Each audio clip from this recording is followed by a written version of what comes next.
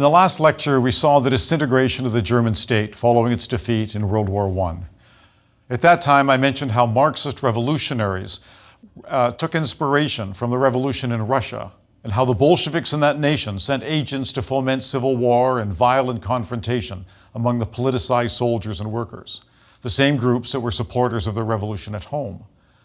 Consequently, for any understanding of European civilization in the 20th century, it's necessary to investigate in detail the events of the Bolshevik Revolution and the fate of the Russian Empire, which, like the German Imperial Reich, was a casualty of the First World War. First, we need to step back a bit.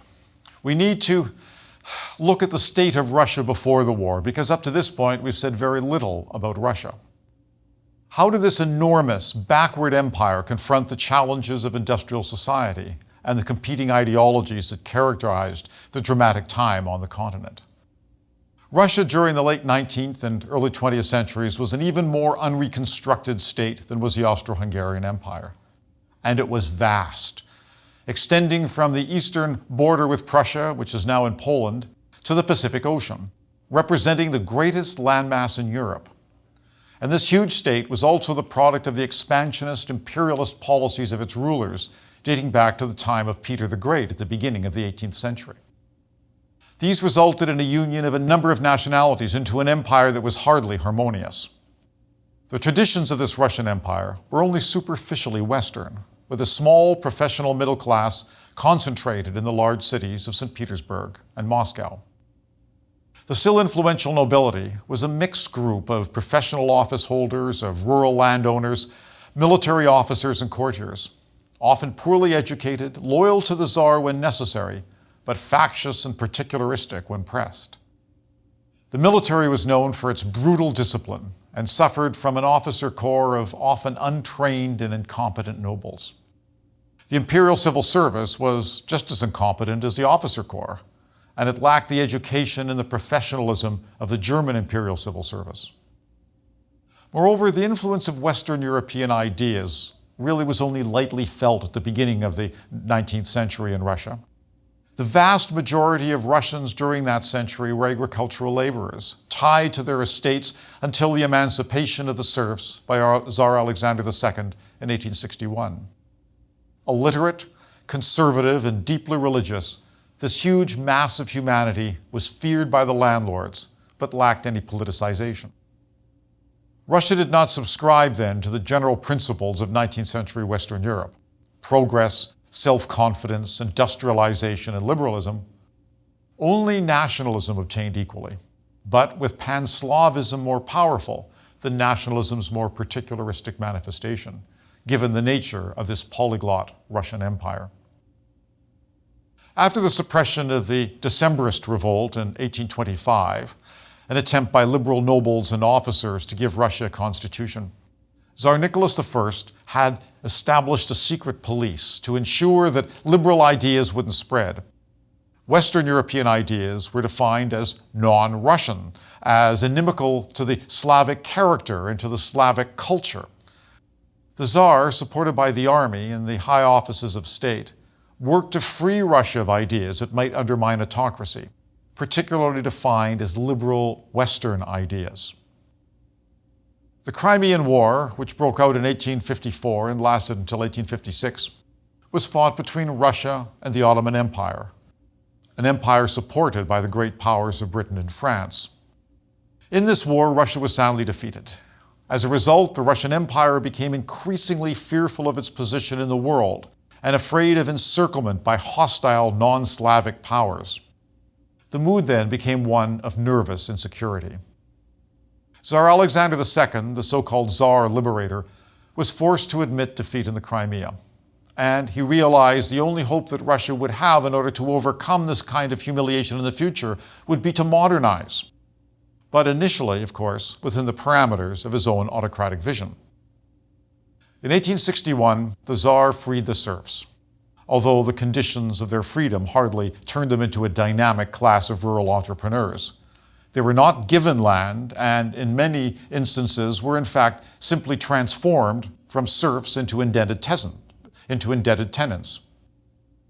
However, there were initiatives of an almost liberal character as well, granted paternalistically by that emperor who recognized that Russia had to progress.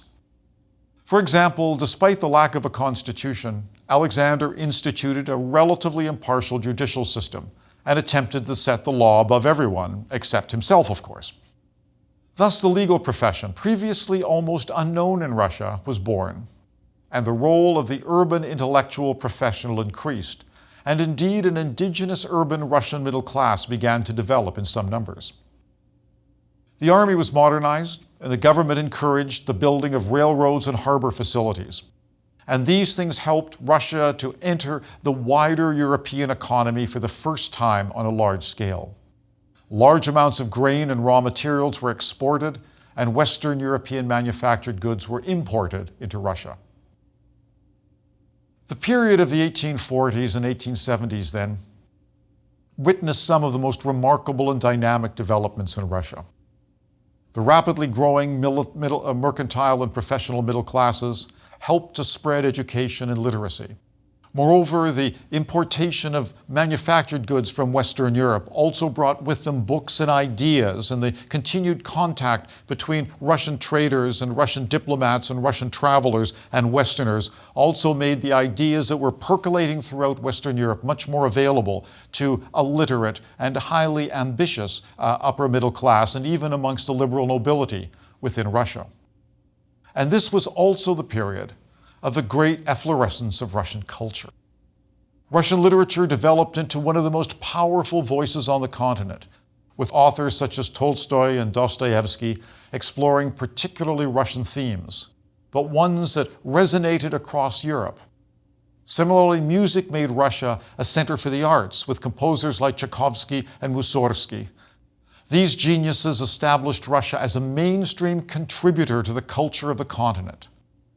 No longer then was Russia merely a borrower of Western traditions, but now was seen increasingly as a leader with a powerful Russian Slavic voice. In some ways, this cultural efflorescence added greatly to the national self-confidence of Russia, reinforcing an already growing Russian nationalism and identifying Russia as a place of pride, where the citizens could not only take pride in their culture, but increasingly look at Russia as a place where there is hope for the future. Western political influences also became more powerfully introduced into Russia, particularly under Alexander II. Alexander II actually flirted with ideas of a constitution, began to experiment with ideas of liberal reform. He even charged his Minister of the Interior, Melikov, to devise a constitution that would create an assembly that wouldn't challenge the Tsar's autocracy, but would nevertheless provide a national forum for the debate of legislation and policy.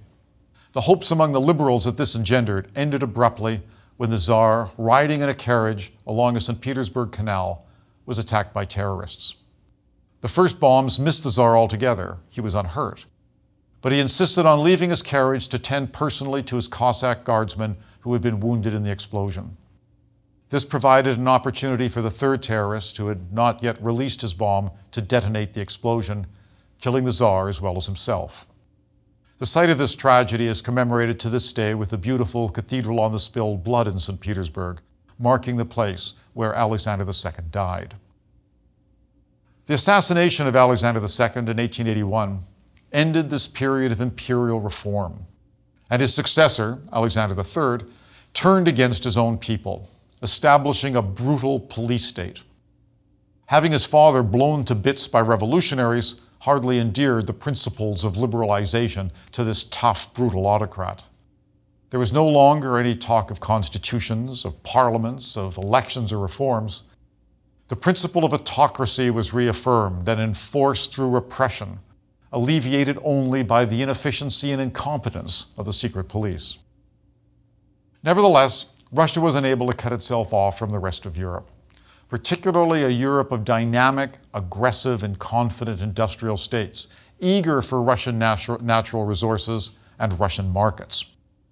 Furthermore, by the end of the century, Russia itself was developing an industrial society, with fast-growing cities, heavy industry, and transportation networks.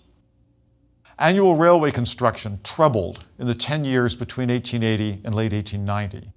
In an attempt to further control the great expanses of Russia, the government undertook the construction of the Trans-Siberian Railway, which would permit fast communications between European Russia and its provinces on the Pacific Ocean. This railway represented one of the great engineering feats of the turn of the 20th century and still operates to this day. As we saw with Western Europe, the new industrial working class that arose in Russia was a class with no precedent, and the growth of cities continued without any planning. The factories attracted peasants to the cities, leading to an alienation of those peasants from their immediate vicinity, leading to poverty, leading to exploitation, just as had occurred in Western Europe a century before. But because Russian agriculture was traditional, cooperative, and painfully inefficient, food production was insufficient. These new industrial workers, therefore, were often hungry. They were poorly paid, frequently living apart from their families in factory dormitories, cut off from all of the emotional, physical, and material support of their village communities. And no wonder they became very rapidly politicized. Moreover, we have to remember that already Marx had written, socialist parties had been created, and an entire ideology of revolution, an ideology of working class solidarity had been established in Western Europe. And so these ideas could move to the East far more easily and set down roots much more quickly than happened in the West. Because the model had already been established and because the experience was already there, the Russians could largely adopt a left-wing socialist ideology ready-made and ready to be applied to their own environment. To add to the danger of this situation, late 19th century Russia lacked any safety valves for popular discontent. There were no representative assemblies, there were no political parties, there was no social legislation, there were no trade unions. Industrialization had happened too fast. And anyway, such organizations would have been suppressed by the police as threats to the Tsar's autocracy. The result was a growing anger and a growing frustration with the Tsarist regime. This led to underground radical organizations, revolutionary organizations, since legitimate associations weren't permitted. Because you could not join a political party or a trade union, you would have to seek an alternative that was underground, that was illegal, that was conspiratorial by nature. Even if you were merely reformist, the only option open was conspiracy. So those seeking alternate economic and political structures had to then yield to the conspiratorial urge and become hostile to the government almost by definition. The first of a series of rebellions erupted in 1905, following the humiliating defeat of the Russians by the Japanese in the Russo-Japanese War of 1904-1905. Strikes and unrest followed, and although the imperial army remained loyal, the Tsar, Nicholas II, and his government handled the popular disturbances very badly. In January 1905, a large group of peaceful demonstrators, led by an Orthodox priest, Father Gapon, sought to bring a petition to the Tsar requesting his intervention in the terrible living conditions among the urban poor. Although the demonstrators carried religious icons, sang hymns and patriotic songs, including the Tsarist anthem, God Save the Tsar, they were fired upon by Nicholas's troops. This event was a significant turning point and became popularly known as Bloody Sunday.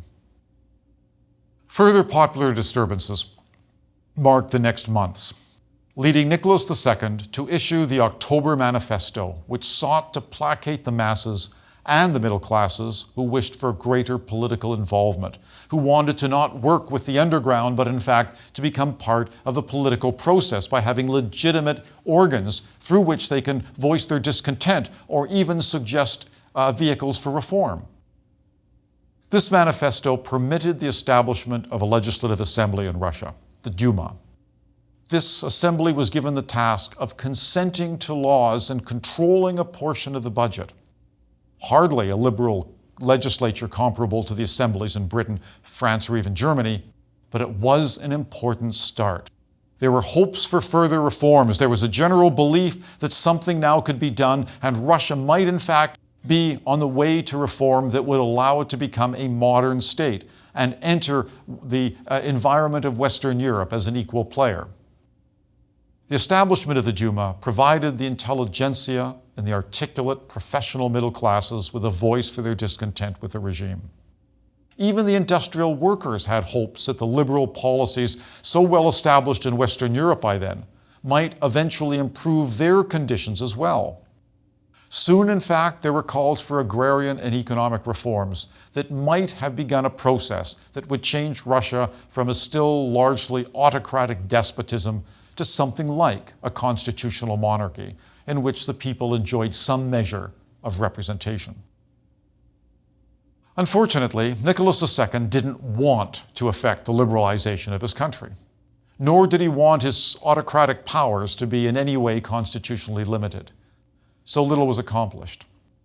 The failure of the Tsar to support the Duma and the hopes that it had engendered in almost all political classes, particularly the urban bourgeoisie and the liberal nobility, was not only short-sighted, but fatal to the monarchy, as events would prove. As we noted in our discussion of the outbreak of the First World War, the war was to a degree sparked by the response of Russia and Tsar Nicholas to the crisis between Austria-Hungary and Serbia.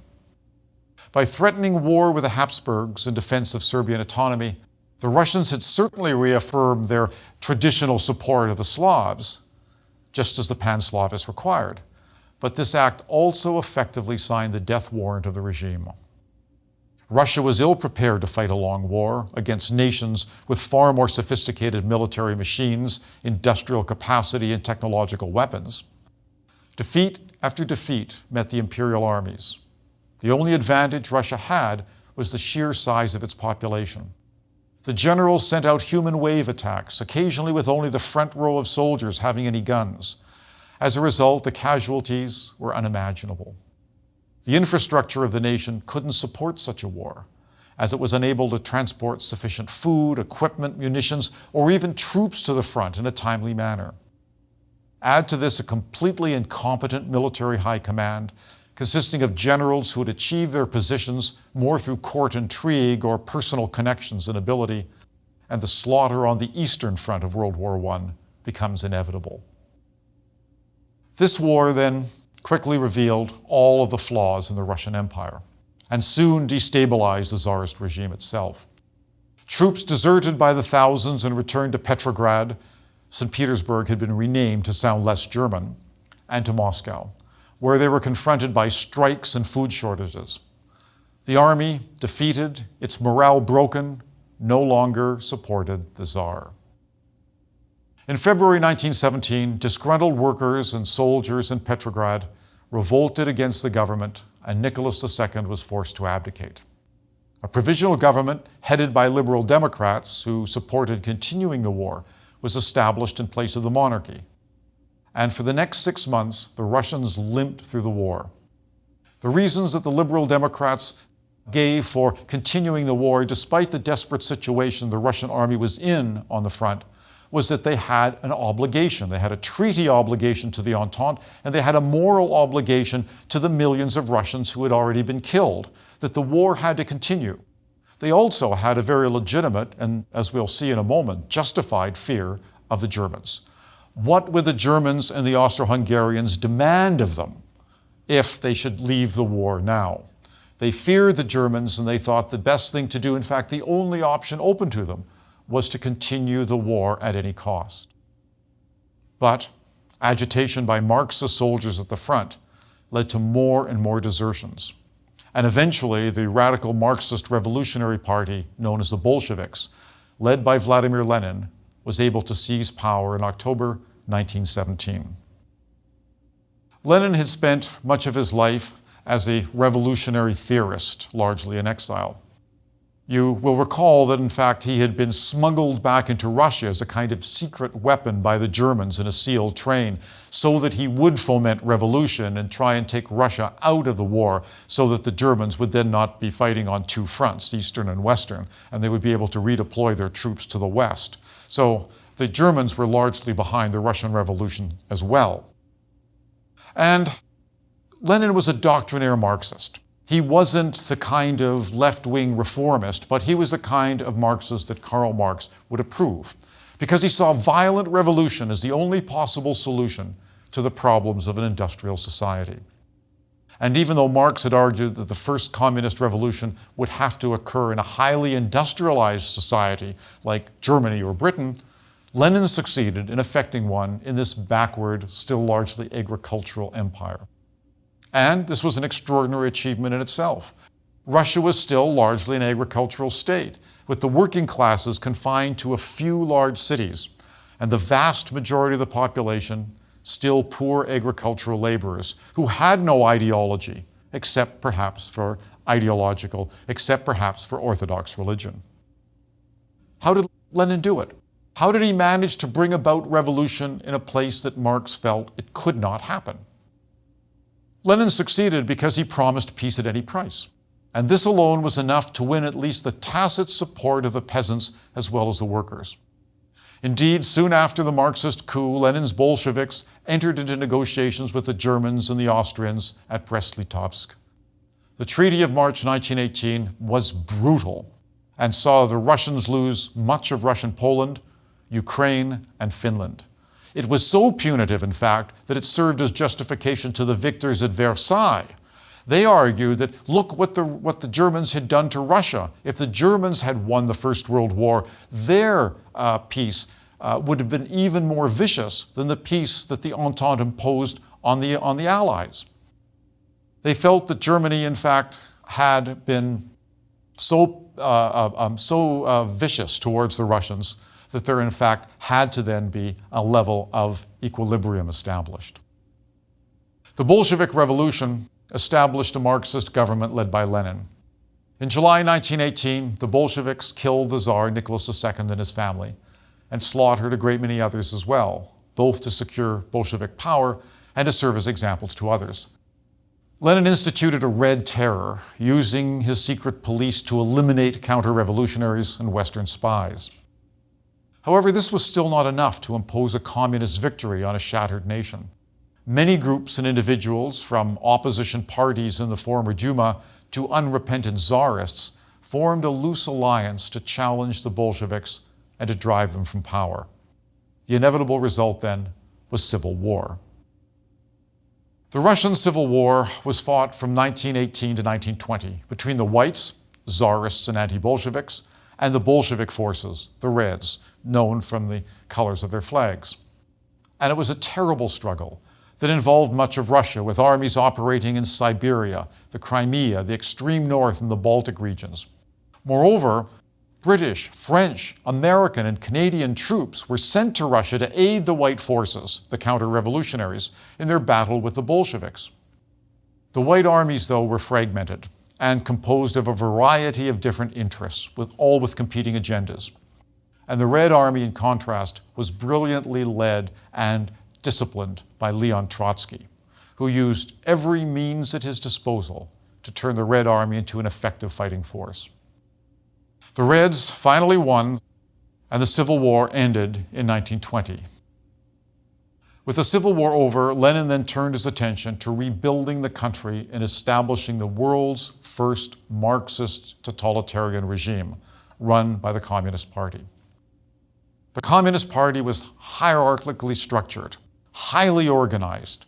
It was ruthless, especially in its formative years, and it was intended to reshape every Russian institution in accord with Marxist ideology as interpreted by Lenin. The leaders composed the Politburo, that is, the political bureau, which was to control every aspect of life in the state through the use of brute force, crushing all opposition. Opposition parties were outlawed, as was any form of political dissent. The Orthodox Church was disestablished, creating an enforced atheist state, to the point that beautiful cathedral on the spilled blood in St. Petersburg was turned into a building for the storing of salt, and the cathedral in Moscow was blown up and eventually turned into a swimming pool. Members of the educated middle classes, property owners or businessmen, were murdered or driven into exile, and all of their property seized. All businesses, factories, landed and urban property were nationalized and became the unilateral property of the state.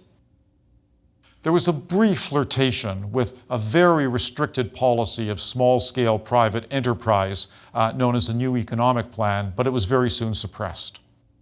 In effect, Russia had been transformed from a repressive, inefficient czarist autocracy into an even more oppressive and more brutally efficient communist autocracy. Lenin, after an attempt on his life, died in 1924. He was succeeded by Joseph Stalin, who completed Lenin's revolution. Russia was now renamed the Union of Soviet Socialist Republics, or USSR, but it had not yet re-achieved its pre-1914 economic production levels. So in order to ensure that Russia would again recover and in fact prove to be the example of the model Marxist state and be an example to the rest of the world, Stalin began to institute 5-year plans that began with the restructuring of industry and traditional agriculture, requiring the collectivization of all farms over the next 15 years. The result of this was simply catastrophic, especially for the peasantry. Wealthy peasants, that really meant those peasants who owned their own lands, known as kulaks, died before full collectivization was achieved in 1935 by the millions. Soviet agriculture never recovered, and an entire class of Russians was wiped out by this forced collectivization of Russian land. To reconstruct Russia's industrial economy, the party encouraged heavy industry. Lenin and Stalin focused the entire economy on the rapid increase of a very narrow industrial base. But industrialization on this scale required great sacrifices by the Russian people, whose needs in accommodation and consumer goods suffered, while the state put all of its efforts into the construction of heavy industry, tractor factories, and locomotive productions. The effect of this forced collectivization and this repressive, totalitarian, autocratic regime of Soviet Russia can be seen in so many areas of Russian life.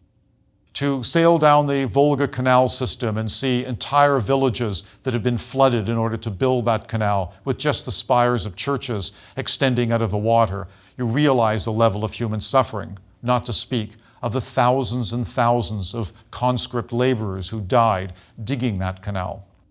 Similarly, when you think of the experience of the show trials that Stalin had put in place in order to perfect the system of terror that Lenin had established right after the revolution, you can see that by 1934, this had reached a level of almost theatrical horror. Stalin purged the army, the party, and the military and almost every organ of state.